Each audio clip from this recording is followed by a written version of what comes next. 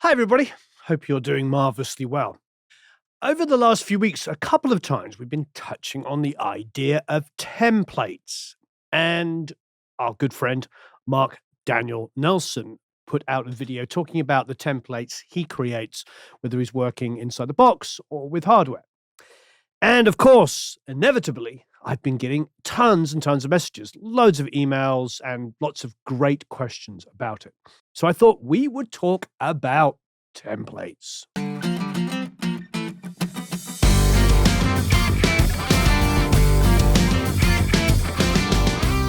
Thanks, everybody. If you haven't already, please subscribe. You can also hit the like button. That would be great. But don't forget to please leave a comment or question below. I love answering people's comments.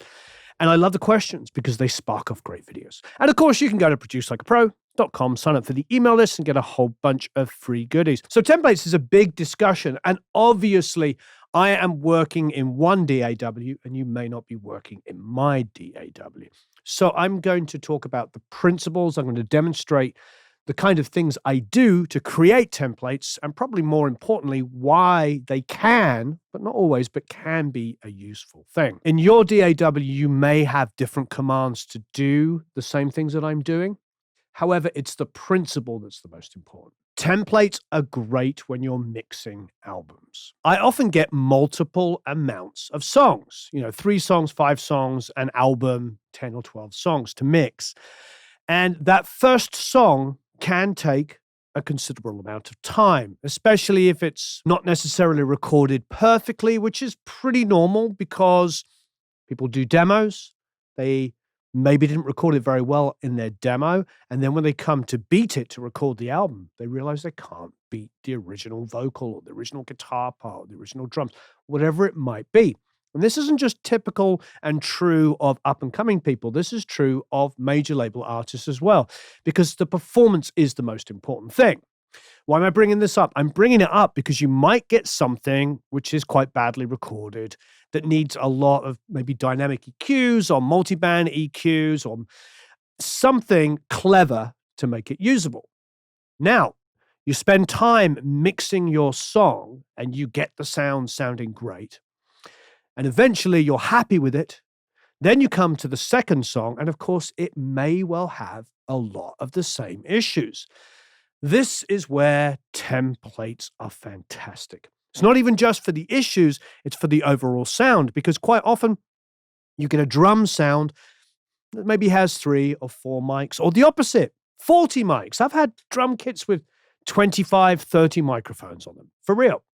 And it takes a schnizzle ton of time to make it all make sense. Phase issues, pulling things in and out of phase, applying judicious amounts of EQ or no EQ, whatever it might be. There's lots of corrective stuff that might go into either a 1 or 2 mic all the way up to a 40 mic drum kit. So I don't want to start from scratch again.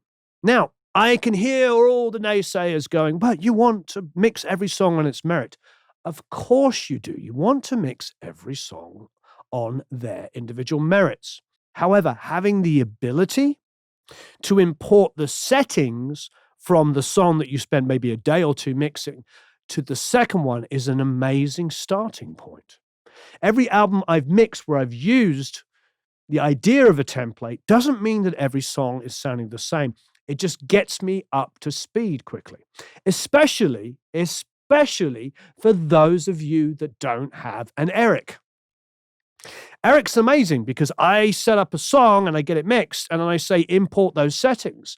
So now he's creating a starting point for me on every song that I mix. And maybe on song 2 or 3, I twist it and make something a little better. So I go back and revisit song number 1. So we pull out song number 4 and I say to him, use the latest settings from the latest song. When you're on your own and you don't have somebody to do that for you, creating templates is a wonderful thing. So that's number 1. And I'll talk a little bit about that, and then we'll get to the second thing about templates that I love. So here, for instance, we have a song that you've heard me mix several times. I love this song because it's a combination of acoustic drums with some, 1 or 2 samples, and there's a sub in it, and there's some electric guitar, there's some keys, there's some programming stuff, there's live vocals, there's all kinds of elements. So it's always been a very useful song to illustrate things with. So here are the drum sounds.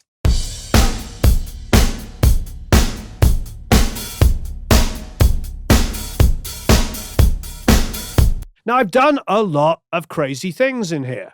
Maybe not crazy, but I've done some interesting bussing. I have a kick sample up here, but then I also have a synth kick, which is currently muted, and I have a live kick drum. And that sample that I was using has a gate on it. So have a quick listen.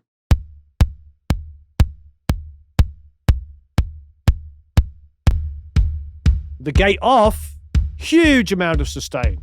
With the gate on, it's mainly the attack. Why am I doing that? Well, I'm doing that because the live kick drum, which is dominant, much louder, there's no head on the kick drum, so it's all So I've taken the sample and just made it the click of the kick. So there's immediately a reason why it would be smart to use a template. I can create a template from this session, and then when I open the next song, I can import in those drum sounds.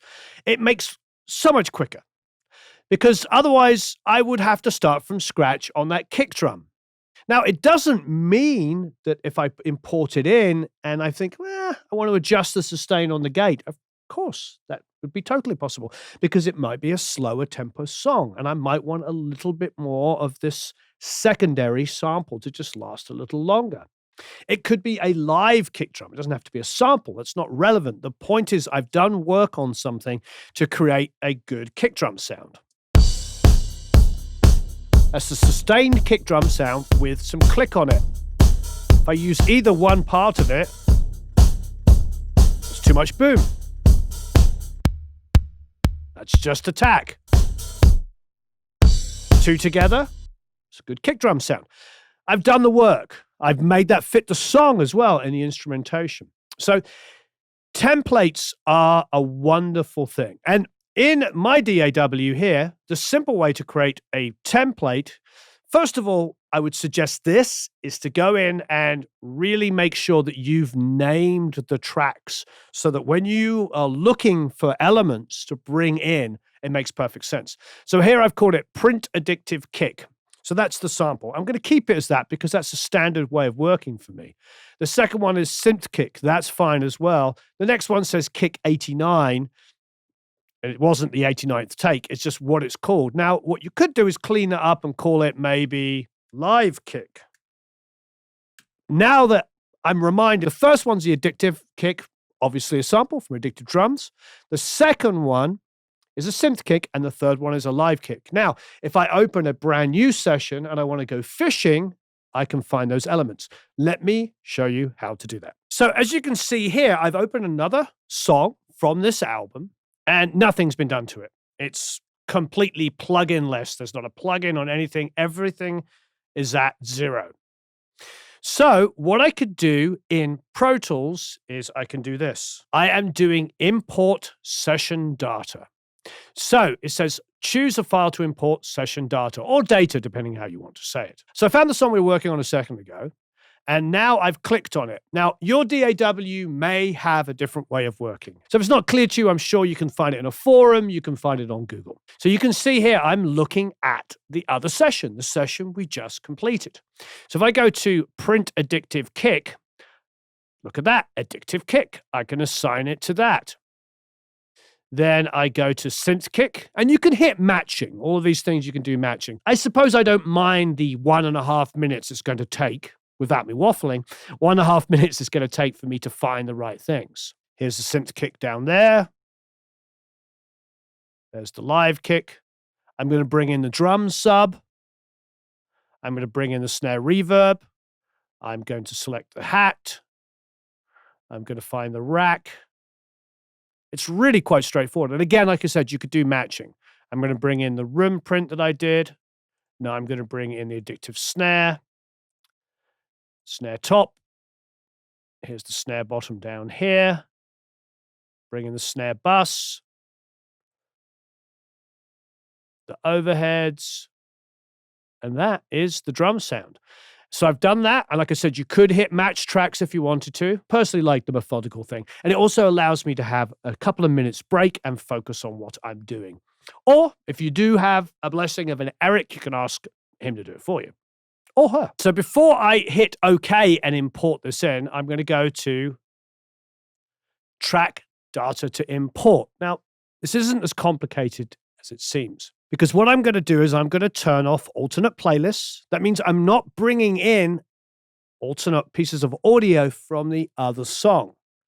Clips and media, not going to bring that in either.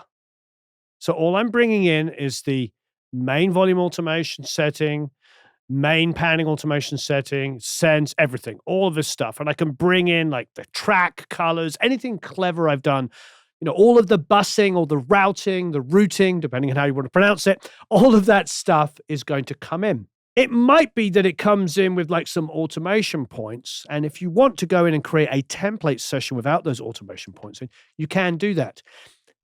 It's either ways of working. Sometimes I just bring those in because I may have the drums turned down, say, in the verse differently than they will in the chorus. And even though it's not going to correspond with your session, it's going to give me an indication of the levels that I want to set.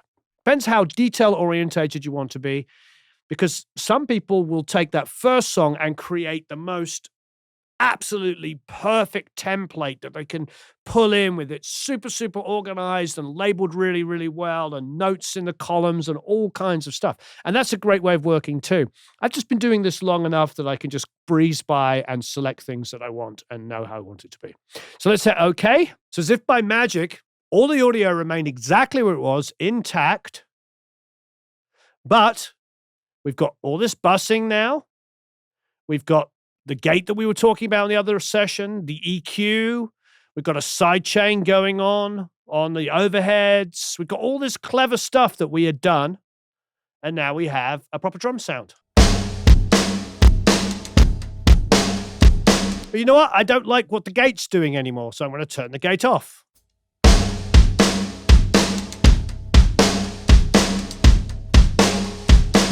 That extra heavier kick seems to make some more sense. There's a great illustration. So I brought in a setting, and I don't like what the setting's doing here, even immediately. But it's a proper drum sound that I had worked on. It's just really has saved me tons of work. That's why we love templates. Now, there is absolutely no problem with tweaking from there, but I've got a good sounding drum kit straight away, and it may have taken me an hour or two working, sometimes longer, on the first song on the record. There's been many, many instances where I've spent a couple of days, especially on a big artist where there's so much pressure, getting the drum sound to be absolutely massive and really getting it exciting. And then finally sending it off to get approval. They tweak it with me over a couple of days. We do some really hardcore work on it. And then, of course, on song number 2, I'm going to import those settings in. So at least I have a place to start with. Now, obviously, if you're doing an acoustic vocal song after you just did, 2 death metal tracks, you're not going to be importing in the drum sounds if it's like a brushes and stuff like that. Logic does prevail, but it's going to save you a ton of work. So let's see what the bass sound we have is.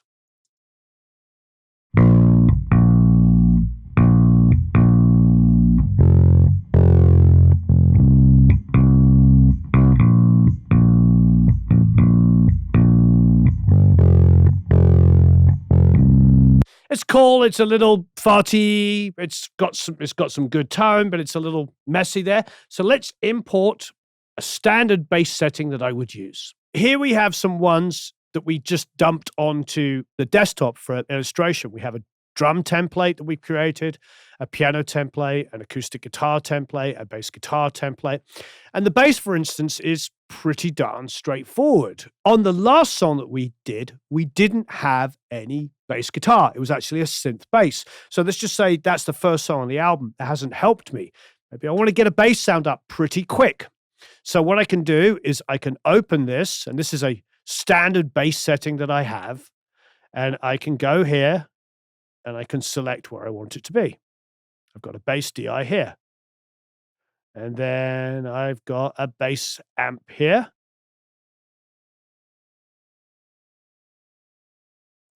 I'm going to bring that setting in anyway and have a look at it. And then I'm going to, everything's already saved. So no alternative media, no clips, nothing. Just bringing in the settings, but leaving the audio in place. But it wouldn't matter because this is just a template. There's no audio in there. Now, if I go to my bass, here's my bass here. Let's pull these elements up. And that third one I imported is actually a Sans amp, and I would put that on the DI. So I'm going to take the DI and duplicate it. So now I have a duplicate of the bass DI here, one with distortion on, and I've got the bass amp with the bass amp on it, and I've got a bass sub. All I started off with was just a bass guitar, DI, and bass amp. So without touching anything, let's just see what we brought in.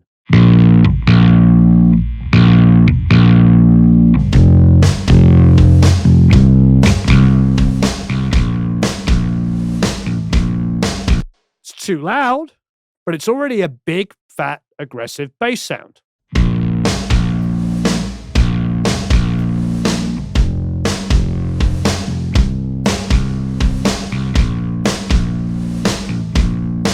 If I add in just some stereo guitars,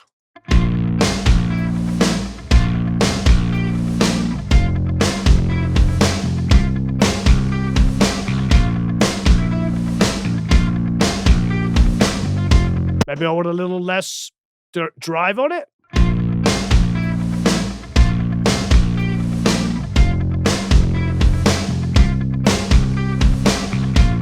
So this new bass sound, it's not perfect, but it started me off. Like now I have a more even sounding bass sound that I can use. And you could have 4 or 5 different things that you love. You could have the over the top heavy distortion one, and you're going to have to change input signals and do little tweaks, but you're going to have the basic plugins and setup there. Because those of you that have ever watched any of our videos will know that I do these basic things with DI and amp. Like here, I'm using the DI just for the low end. So you can see the EQ applied on the DI. On the bass amp, the opposite, the personality. And then I'll take a DI and I'll use a Sans amp on it to give it a little bit of aggression. Those things are pretty standard with me. And then I'll roll off super, super low end so it gets out of the way of the kick. And then I'll put the R bass on to give it a little bit of oomph at about 80 hertz. And then I'll put a little bit of high mids to boost it. And this one's got a little bit of Abbey Road saturator on it just for snitch and sniggles, a little bit of extra fun. But all of that is pretty stock stuff. So even if you go and tweak it now, which I would do, it's like 3 tiny little steps and I bring in all the settings that I normally use. So I get all of the plugins set up, everything ready to go, the bussing, and it saves me any kind of thought process because it's there ready to use. This is why templates can be useful. I know a lot of people think that they're going to hinder them because they're forcing them to do old ideas. The reality is like that could be true if you don't use your ears and your brain and experiment. But if it gives you something that gets you from A to B quicker, it's a really big help. Let's be really, really clear about this. I have been in the room with countless major mixers mixing on SSLs with a wall of gear behind them. And I've been there from start to finish on many, many songs. And you can name all the major mixers. And I've been in the room and their assistant has output it through the console. What they're essentially doing is setting all the line amps at the right level. All of the EQ on the console is set up. All of these outboard pieces of hardware, these beautiful compressors, all these VU meters you see going, and all these lights that are shining up. Rarely is that mixer turning around and adjusting much at all. What they're doing is they're sending a signal from Pro Tools or whatever medium they're using, typically Pro Tools, and they're sending it at a certain level so it goes through all of this outboard and that console and hits everything. It's their acquired knowledge. So essentially, that console and all that outboard is, you guessed it, a template. Now, it doesn't mean that if something comes in a little unusual, they might go over and tweak it a little bit. Of course. But essentially, they're starting from the same place each time. So if you think about that and you think about all of the big mixers and that's how they're operating when they're using outboard and hardware and all this kind of stuff, think about that in those terms. They're just going in and tweaking lightly and maybe getting the gain a little bit more even, maybe just a little tiny bit more compression in the chain, but they're just doing small tweaks. If they're doing it and you're loving their work, and historically you've loved all the albums they've made, think the same way inside of your DAW. Think about how you can create like little sets of templates for things that you love. Maybe a drum sound with only 5 mics, a bass guitar sound that you came up with that you absolutely love just from a DI. Just think outside the box and save for inside the box. Think outside the box and save settings so they can be easily accessible. Have like a folder on your desktop that has like, maybe like rock settings, like things that will help you from get to A to B. It doesn't mean that you're tied into it. It doesn't mean that at all. But you could have a template available that has pretty much everything in it. You open up a session, it has like all of the drum settings. Because quite often I'll have less or more drum mics, but I'll still import something that I like the sound of and then add to it. Anything that gets me from A to B quicker, so I have less time fiddling around and more time being creative, for me is really, really important. That's the thing. You're trying to be creative. You're trying to create an amazing soundscape. Don't lock yourself into a template because it's the best thing. Just use it as a way to get from A to B quicker so you can be more creative. That's where people fall down. They go, well, that worked before, so I better use it. Yeah, it might have worked before, but maybe it needs to be tweaked to work in this instance. That's where you have to trust yourself and trust your ears. Well, hopefully this has been informative. Please leave a bunch of comments and questions below. I'd love to hear your experiences on creating and using templates. Have a marvelous time recording and mixing, and we'll see you all again very, very soon. So long, farewell, auf Wiedersehen, au revoir, adios, goodbye.